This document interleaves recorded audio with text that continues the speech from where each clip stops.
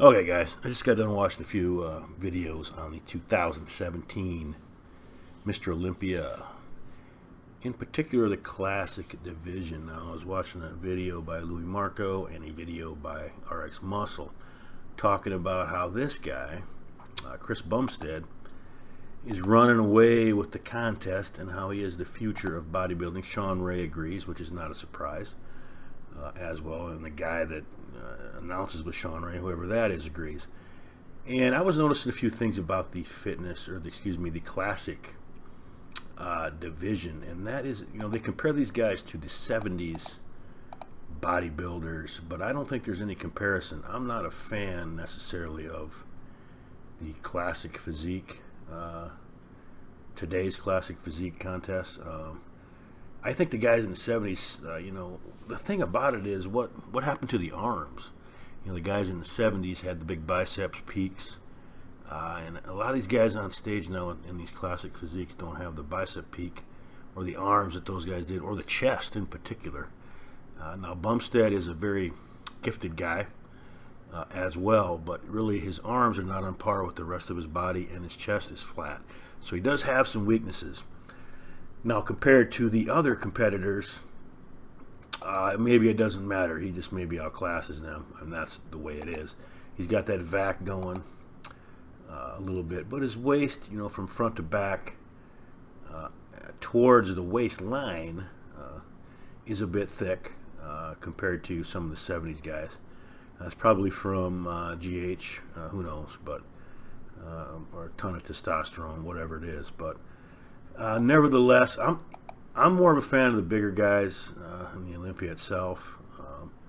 I'm not disrespecting the classic physique because I think it's attainable physique for a lot of people.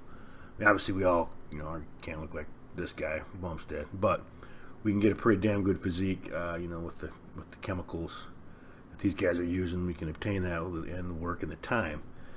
A lot of people don't like the current Mr. Olympia lineup, the big guys, and I totally understand that.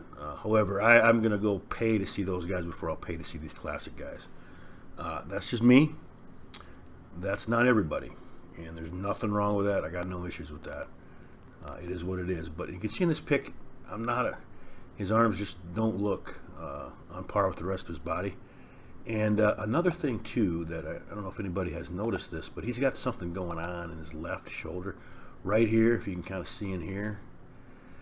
So he's put something in there. I don't know if it's synthol or that other chemical that temporarily inflames the muscle. I forget the name. It escapes me right now, but I'm sure somebody will chime in with that. But you can really kind of see that bulging out when he goes at this angle to get ready for his pose.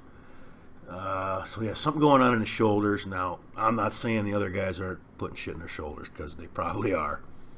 I'm just saying this guy has got some flaws.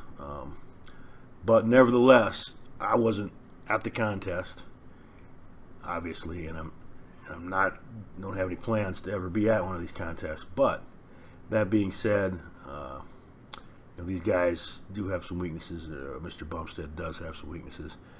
And obviously, he's the class of this class, if you will, from what I understand, and deservedly so. I mean, he pulls off the vacuum. You just don't see that anymore. So props to him. Good job. He's got the look.